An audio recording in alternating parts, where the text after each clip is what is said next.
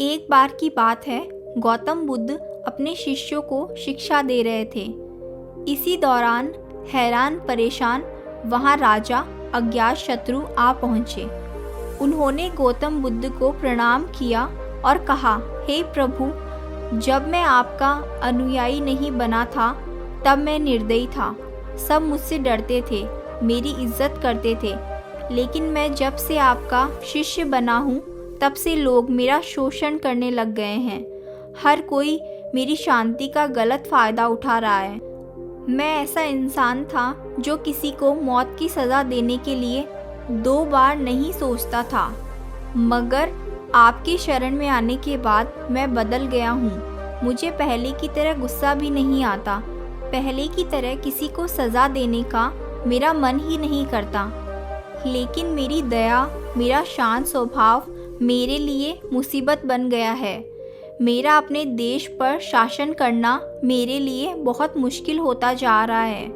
मुझे डर है कि मेरे इस स्वभाव के कारण देश में अराजकता ना फैल जाए। कृपया करके मुझे कोई उपाय बताइए। बुद्ध समझ गए कि राजा को परेशानी क्या है। उन्होंने राजा को एक कहानी सुनाना शुरू किया। एक गांव था। गांव में एक खेत के किनारे पेड़ था। पेड़ बड़ा हरा भरा और काफ़ी बड़ा था। थोड़ी ऊंचाई पर जहाँ से पेड़ की शाखाएं फैलकर पेड़ को छायादार बना रही थी, वहाँ खाली जगह थी। उस खाली जगह एक सांप रहता था। वह काफ़ी उग्र था। वहाँ आने जाने वाले लोगों की हलचल पर वह उन्हें काट लेता था, जिससे कई लोगों की मौत हो गई। लोगों ने डर से पेड़ के आसपास जाना बंद कर दिया।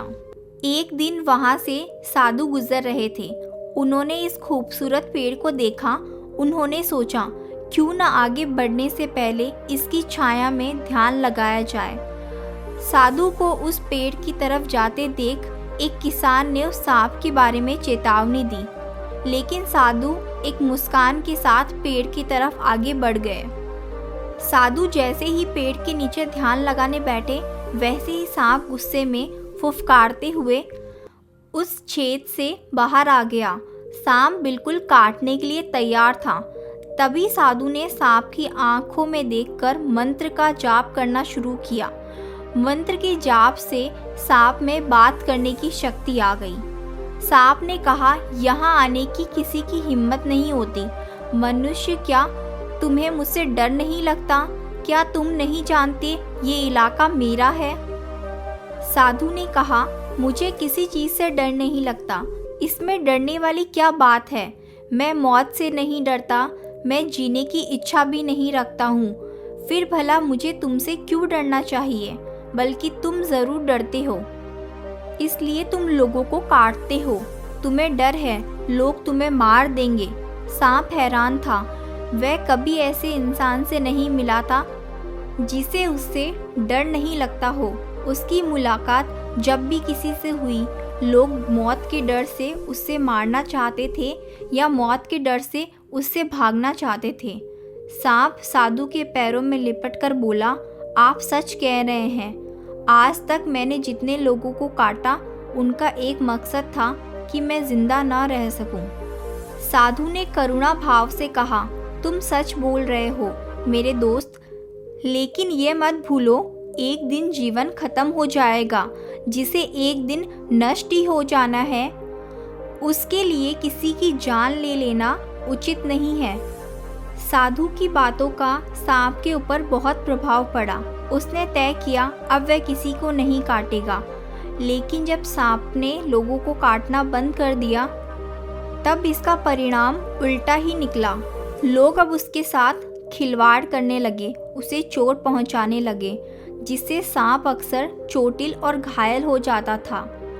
इस समय वह अपने जीवन के सबसे कष्टकारी और कठिन समय से गुजर रहा था।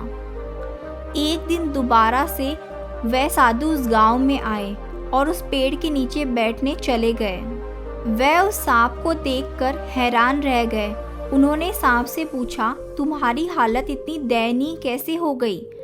तब सांप ने जवाब दिया, मैं आपकी बातों से बहुत प्रभावित हुआ था मैंने तय किया कि मैं किसी को नहीं काटूंगा। तब से लोगों ने मुझे चोट पहुंचाना शुरू कर दिया। साधु ने सांप से कहा, तुम मेरी बातों का गलत मतलब समझ बैठे। मैंने तुम्हें काटने से मना किया, लेकिन अपनी आत्मरक्षा में फुफकारने के लिए मना नहीं किया था। बुद्ध ने राजा से पूछा, कहीं आपने भी मेरे उपदेश का गलत मतलब निकाल लिया है?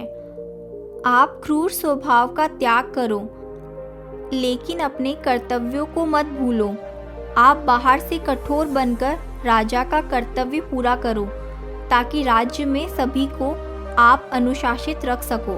किसी को असुरक्षा महसूस ना हो, इसके लिए आप अंदर से साधु बने रहें। इस कहानी से हमें ये शिक्षा मिलती है कि आप अच्छे बनो, लेकिन किसी को अपनी अच्छाई का फ़ायदा मत उठाना।